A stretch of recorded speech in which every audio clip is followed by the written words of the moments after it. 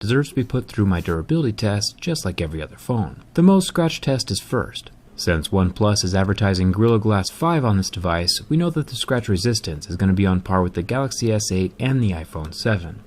It'll scratch at a level 6, with a deeper groove at a Mohs 7. The strongest screen I've ever tested was the Sapphire screen of the HTC Ultra, which scored a level 8. Either way, keys, coins, and razors will not scratch the OnePlus screen. Speaking of unscratchable, the home button is made from ceramic, a material harder than glass. This means that the fingerprint scanning touchpad won't be damaged by anything normal, unless, of course, your phone is tumbling around in a bag full of uncut diamonds, which would actually be a fantastic problem to have. Until then, physical fingerprint scanner damage is not going to happen.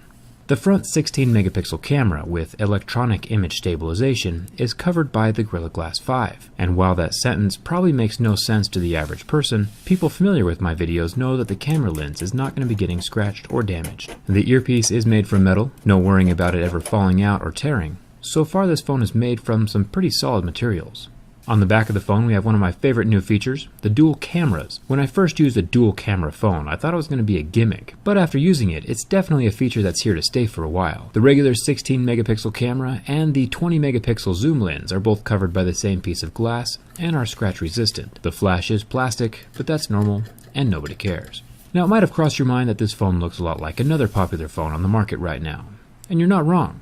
The iPhone 7 Plus and the OnePlus 5 are eerily similar. The iPhone does look slightly more premium with its aluminum body curving right up to the lenses, but it also has about half the megapixels as the OnePlus 5. My buddy Saf over at SuperSaf TV does some pretty sweet side-by-side camera comparisons, so it'll be interesting to see what he says about the cameras. I'll link his video in the video description. The OnePlus 5 and the iPhone 7 Plus do have a pretty similar physical footprint though. Now, back when the company OnePlus first started making phones in 2014, they released the OnePlus One, whose name might have been based off the exclusive invite-only system that was required to buy one of their phones. The OnePlus 2 was also invite-only, and finally, with the OnePlus 3, they got rid of that invite system. You might have noticed that they skipped the number 4. Skipping the OnePlus 4 might be out of respect to some Asian nations who are superstitious of the number 4. The number 4's pronunciation is very similar to the word for death. Nokia has also been skipping the number 4 with their phones for the exact same reason. And that's a pretty valid reason. Nobody else in the world wants to buy a phone named Death either. You also might be thinking to yourself that a razor blade is a bit extreme for a scratch test. And I agree. I did try some more realistic objects like my keys. They initially left a mark, but the marks rubbed completely off.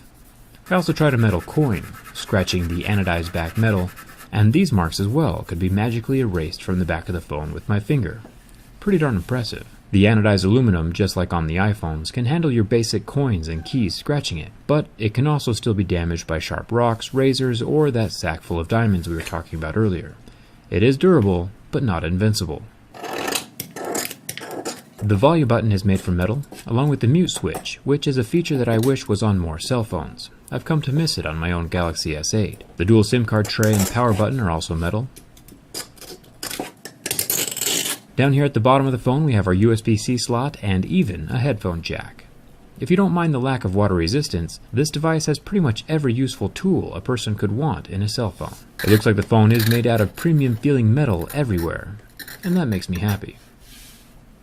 Time for the burn test. The OnePlus 5 is rocking a 5.5-inch AMOLED screen and lasted a surprisingly long time under the heat from my lighter. It was burning for about 40 seconds before I noticed a faint white mark forming on the pixels. The pixels never did recover, so like if you ever drop your phone in a fire, try to rescue it as soon as possible, or just don't drop your phone in a fire. And finally we have the ultimate test of build quality, the bin test.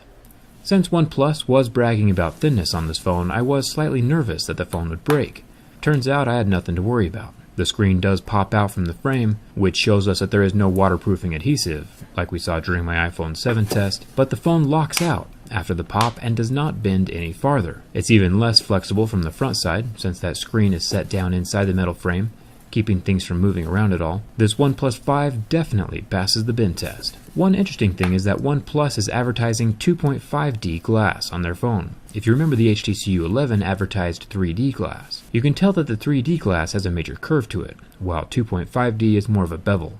leaving the glass itself flat, allowing it more give and play during any stressful situation. The rigid 3D glass, combined with that flexible metal frame on the U11, is what got it obliterated during my last durability test. The OnePlus 5 also has a plastic buffer between the glass and the metal, which will help the screen survive against impacts or drops. These subtle differences in construction that you normally wouldn't notice go a long way in the durability of a device. But like always, you can plop a case on your phone and just have nothing to worry about. I always have a case on my phone. I'm pretty impressed with the OnePlus 5. They have continued their tradition of solid build quality. Physically, it might look a lot like the iPhone 7 Plus, but it's several $100s cheaper, has more megapixels in the cameras, and includes a headphone jack. So it gets a thumbs up.